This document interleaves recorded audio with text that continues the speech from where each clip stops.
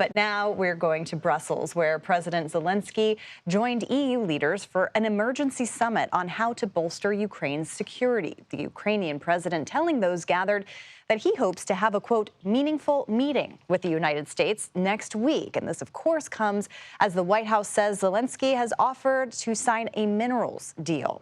So for more on this, let's bring in CBS News senior national security correspondent Charlie D'Agata joining us from the Pentagon. Charlie, good to see you. So what more can you tell us about this emergency EU meeting today?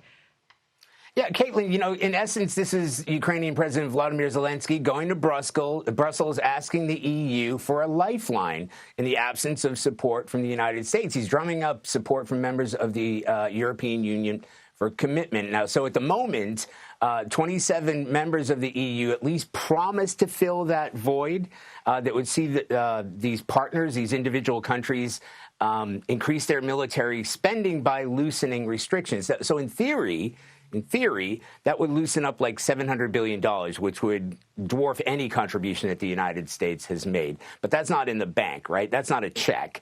And this comes after, as you mentioned, this disastrous visit to the White House last week. Zelenskyy has called that regrettable.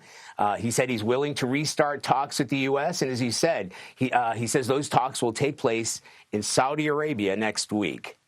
So we know that they're willing to sign this minerals deal. I mean, the big question everybody has around town, at least here, is do we know where the administration stands right now on this? Yeah, so President Trump was very telling in his address to Congress the other night on Tuesday that Zelenskyy had actually declared he's still willing to resurrect that deal for rare earth minerals. He actually said it came in a letter that day. Zelenskyy posted on social media he was ready to sign that deal and talk peace. But it's not clear yet.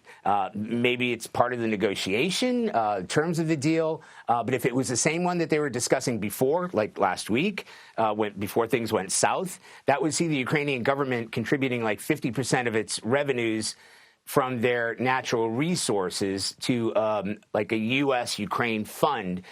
Part of that's like for reconstruction, and then also part of, I guess you'd call it payback for U.S. support for the war. But what is still an open question, and I don't think it's been resolved yet, is what Ukraine gets out of the deal, because they're looking for security guarantees. And that is an open question. I don't even think that was resolved last week. Yeah, and that comes, of course, as the U.S. has paused funding, and they've also, the CIA has confirmed that they've stopped intelligence sharing with Ukraine as well, at least for now. So a lot to stay tuned to. Charlie D'Agata, thank you so much for bringing it all to us. Thanks, Caitlin.